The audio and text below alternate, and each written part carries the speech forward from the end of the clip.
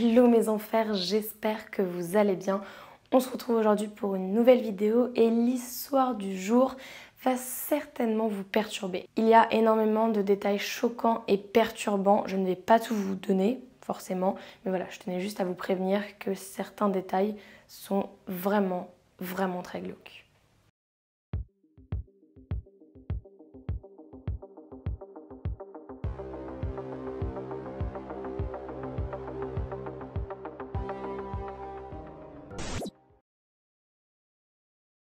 Le 22 mars 1999, les répartiteurs du centre 911 aux États-Unis reçoivent une série d'appels qui leur disent qu'une femme est nue dans une rue, sur une route, qu'elle se dirige vers la ville de Truth or Consequences. C'est situé dans l'état du Nouveau-Mexique. Elle est complètement nue, elle cherche de l'aide et elle a un collier de chien au niveau du cou.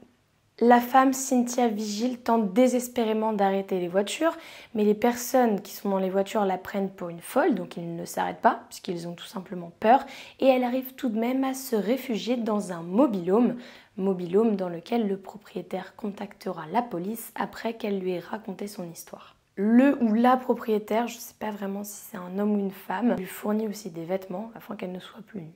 Cynthia Vigil raconte qu'elle a été séquestrée durant 3 jours par un couple de sadiques sexuels.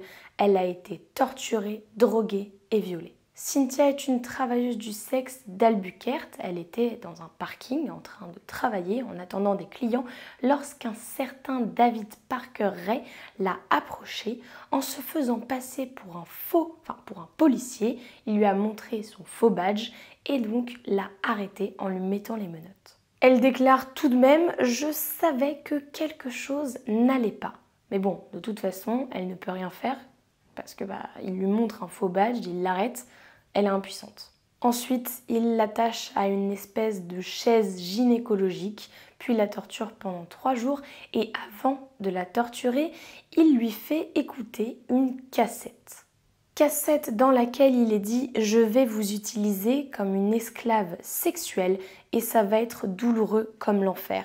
C'est comme ça que je veux que ce soit. » Dans cette cassette, et on y reviendra un petit peu plus tard, il lui explique exactement ce qu'il va se passer, quelle torture elle va endurer. Il lui demande également explicitement de l'appeler maître et d'appeler sa petite amie maîtresse. Aussi, elle n'a pas le droit de parler à moins qu'on ne lui ait parlé en premier. Elle dira plus tard dans une interview que selon elle, ce n'était pas la première fois qu'il faisait ça, il savait parfaitement ce qu'il était en train de faire et que si elle se rebellait trop, elle ne reverrait jamais sa famille et qu'il la tuerait, comme les autres. Le 3e jour, alors que Ray est au travail, sa petite amie Cindy Andy laisse par inadvertance les clés sur la table. Lorsqu'elle quitte la pièce, Vigil en profite pour saisir les clés, ouvrir ses menottes et s'enfuir. Évidemment, Andy se rend compte de ce qui se passe, donc elle tente de la poignarder au cou avec un pic à glace, mais Vigil est déterminée et elle arrive à s'enfuir de la maison. Avant d'aller plus loin et de vous donner d'autres détails, on va parler un petit peu de ce David Parker Ray et de sa petite amie Cindy Andy. Au moment de son arrestation, David Parker Ray a 59 ans. Il vit avec sa compagne Cindy Andy dans une petite ville qui s'appelle Truth or Consequences et c'est un garde forestier mais aussi mécanicien dans le parc naturel d'Elephant Butte. Il naît le 6 novembre 1939 à Belen, dans l'état du Nouveau-Mexique. Durant son enfance, Ray vit avec sa sœur Peggy et son grand-père qui visiblement est très autoritaire. Il voit de temps en temps son père, cependant son père est un alcoolique et il est violent. Et en plus de ça, il incite son fils à regarder des magazines pornographiques sadomasochistes. C'est un adolescent reclus et rejeté de ses camarades, notamment à cause de sa grande timidité auprès des filles. Donc petit à petit, il s'enferme dans une bulle, il commence très tôt à consommer de l'alcool et des drogues et il est de plus en plus en proie à des fantasmes très déviants. Quand je vous ai dit qu'il était mécanicien c'était son métier d'avant. En fait, il était mécanicien dans l'armée américaine, mais très rapidement, il a été démobilisé. Au cours de sa vie, il s'est marié et a divorcé 4 fois et il a une fille du nom de Jessie qui a 31 ans et qui est issue de son 3e mariage. Il rencontre sa dernière petite amie en date, Cindy Andy, alors qu'il a 57 ans et elle est de 20 ans sa cadette. Concernant sa période criminelle, on le soupçonne de l'avoir commencé dans les années 1950-1955. Si vous faites le calcul, vous vous rendez compte que ça correspond à peu près à l'âge de 15 ans, ce qui est très tôt. Et voilà, c'est tout ce qu'on sait de lui. Concernant sa compagne, elle affirme avoir été maltraitée alors qu'elle était enfant. Cependant, lorsqu'elle a commencé à en parler à l'âge de 11 ans, personne ne l'a cru, donc elle s'est tout simplement tue. Quand je dis maltraiter physiquement, c'est abuser sexuellement. Et au vu du passif de ce genre de personnes ou des tueurs en série, on se rend très vite compte que lorsqu'ils ont été abusés sexuellement enfants, ils reportent toute cette rage gardée en eux plus tard, lorsqu'ils sont adultes, en se vengeant entre guillemets sur des victimes et en leur faisant subir la même chose, voire pire. Côté école, Andy n'aime pas vraiment ça, elle abandonne l'école à l'âge de 15 ans, elle a son premier fils à l'âge de 16 ans, puis elle aura 2 autres enfants avec 2 pères différents, à peu près autour de la vingtaine. Lorsque le plus jeune des enfants, il me semble que c'est une fille, atteint l'âge de 10 ans, elle ne peut plus s'en occuper, donc elle décide de les envoyer chez ses parents. C'est à peu près tout ce qu'on sait sur ce couple de sadiques sexuels. Maintenant, on va revenir à cette histoire de Cynthia Vigil, mais également aux découvertes que les policiers ont faites. David Parker Ray a très vite été arrêté après que Cynthia Vigil ait alerté les policiers et qu'elle se soit retrouvée nue sur une route. Et à partir de ce moment-là, les policiers ont décidé de perquisitionner à la fois sa maison, mais aussi sa caravane, remorque, van. Et vous allez voir que ce qu'ils ont trouvé les ont profondément perturbés et choqués. Déjà, dans sa maison, ils retrouvent beaucoup de preuves qui confirment les dires de Cynthia Vigil. Mais bon, là encore, ça reste à peu près soutenable, on va dire. Cependant, dans son van qu'il a surnommé le Toy Box ou le repère de Satan, les policiers trouvent des dispositifs de torture, mais aussi des équipements sadomasochistes. Sadomasochistes, c'est dur à dire. Certains ont même été fabriqués par Ray lui-même, dont une chaise gynécologique améliorée. Aussi, sur le plafond du van, il avait mis des miroirs pour que les victimes puissent voir les tortures qu'il leur faisait subir. Au sol, il trouve des fouets, des menottes, des poulies, des sangles, des pinces, des barres d'écartement de jambes, des lames chirurgicales, des scies, ainsi que de nombreux jouets sexuels. Il y avait même un engin en bois qui servait à pencher en avant, mais aussi à immobiliser les victimes pendant que Ray les violait. Il utilisait les pinces électriques afin d'envoyer des chocs électriques à ses victimes et il les accrochait au niveau de leurs seins. Sur les murs, il y a des schémas montrant les différentes techniques et méthodes de torture qui sont possibles d'utiliser. Dans le van, il y avait plusieurs caméras, 2 caméras vidéo, et les policiers retrouvent une cassette vidéo datant de 1996, cassette vidéo sur laquelle on voit Ray ainsi que sa compagne violer une femme. Sur cette même cassette vidéo, on le voit lui au début en train d'installer son van, d'installer les objets, de tout préparer, puis noir total, et ensuite une femme nue qui se fait violer. Même avec toutes ces preuves, Ray clame son innocence. Il dit aux enquêteurs que s'il a enlevé Cynthia et que s'il l'a attachée, c'était tout simplement pour l'aider avec son addiction aux drogues. En effet, Cynthia était héroïne-man et pour sa déposition, c'est un petit peu compliqué parce que le fait qu'elle prenait des drogues, cela rend tout ça un petit peu flou et le jury a du mal à la croire. Pour en revenir sur la cassette vidéo, on voit donc une femme nue qui est bâillonnée, attachée, qui semble complètement droguée et grâce à un tatouage sur sa jambe, cette femme va pouvoir être identifiée. C'est son ex-belle-mère qui l'identifie comme étant Kelly Garrett et Kelly Garrett, c'est une amie de la fille de Ray, Jessie Ray. Le 24 juillet 1996, après s'être disputée avec son mari, Kelly Garrett décide d'aller prendre l'air et de passer la soirée dans un bar où il y a aussi des billards. Elle passe la soirée avec Jessie et pendant cette soirée, Jessie la drogue. Ensuite, elle et son père lui mettent un collier de chien autour du cou, une laisse et l'emmènent jusqu'au van. Pendant 2 jours, il la drogue, il la torture, il la viole. Et le pire dans tout ça, c'est que lorsqu'elle rentre chez elle et qu'elle explique son histoire, ce qu'elle a vécu à son mari, ce dernier ne la croit pas. Il pense tout simplement qu'elle l'a trompée, donc il la met à la porte et divorce la même année. À cause des drogues consommées, Kelly ne se rappelle plus de grand chose. tout est très flou, elle a du mal à recoller les morceaux, donc forcément c'est très difficile de témoigner. Elle n'a donc aucun souvenir d'avoir été chez Ray, cependant elle fait des cauchemars dans lesquels elle se fait torturer, violer. Je vous la donne dans le mille, ce n'était pas des cauchemars, c'était tout simplement des souvenirs. Mais comme personne la croyait, elle n'est pas du tout allée voir la police et elle a même changé d'état. Les policiers trouvent une nouvelle preuve et cette fois-ci c'est une preuve irréfutable, c'est une cassette audio. Ray mettait en route cette cassette lorsque les femmes qui étaient droguées se réveillaient dans le van. Ça fait un petit peu sot pour le coup. Dans cette cassette, il détaille toutes les tortures et tous les viols qu'il s'apprête à leur faire subir. Alors bien évidemment, c'est une cassette qui est très longue. Elle dure plusieurs minutes. Il y a des retranscriptions écrites qui existent sur internet. Je vais vous parler de certains points, mais pas de tous, parce qu'il y a des détails qui sont tout simplement horribles. Si jamais vous voulez le lire, faites ce que bon vous semble, mais je vous préviens, c'est très choquant et c'est horrible, c'est vraiment horrible. Il commence par leur dire « Salut, salope. Est-ce que tu es confortablement installé ? J'en doute. Tes poignets et tes chevilles sont attachés.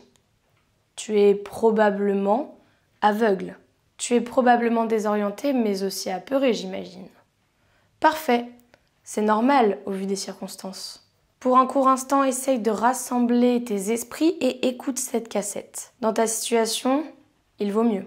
Je vais te dire en détail pourquoi tu as été kidnappé, qu'est-ce qu'il va t'arriver et combien de temps tu vas rester ici. Je ne connais pas vraiment les détails de ton enlèvement puisque cette cassette a été créée le 23 juillet 1993 pour toutes les futures victimes que je capturerai. C'est ainsi que la cassette commence, puis il détaille de manière très précise tous les viols. Il leur dit qu'il va les violer de toutes les manières possibles et par tous les trous possibles. Aussi, elle restera enchaînée tel un animal et il la violera autant de fois qu'il le souhaite. Quoi qu'elle fasse, le van est insonorisé et elle ne pourra pas s'échapper. Le pire reste à venir. Il explique qu'il a 3 bergers allemands, tous des mâles et qu'ils sont très excités. Oui, on parle de chiens. Ce qu'il adore, c'est les faire venir dans son van et les regarder violer ses victimes. Selon lui, il y a 50% de chances que ces chiens les violent. Alors chance ou risque, ça c'est à vous de voir. Et cependant, il ne peut pas déterminer si le chien va plutôt choisir par devant ou par derrière. Voilà, je vous épargne le reste, c'est déjà assez cru ce que je vous ai raconté. Bien évidemment, il y a encore plus de détails sur cet acte, mais aussi sur tous les autres actes qu'il va leur faire. Et ça inclut également le sexe oral. Aussi, il leur explique comment se comporter à chaque fois. Voilà, je ne parlerai pas plus de cet enregistrement. Comme je vous l'ai dit, si vous voulez en savoir plus, vous le trouverez très facilement sur internet. Enfin, pas l'enregistrement audio, mais la retranscription écrite. On apprend aussi qu'il y a eu beaucoup d'autres femmes, environ 37 autres, et il a commencé très jeune, puisqu'il dit qu'il a commencé vers 15 ans, ce qui correspond donc à une carrière criminelle d'une 40aine d'années, et selon lui, par année, c'est entre 4 et 5 femmes qu'il kidnappe. Il dit tout de même qu'il ne veut pas les tuer car ce n'est pas un tueur, sauf si elles sont rebelles, et dans ce cas-là, il se voit obligé de les éliminer. Après l'histoire de Cynthia, toutes ces preuves, tout ça, ça a fait beaucoup de bruit dans les médias et il y a une autre femme du nom d'Angelica qui s'est manifestée. Angelica Montano explique qu'elle a subi le même calvaire.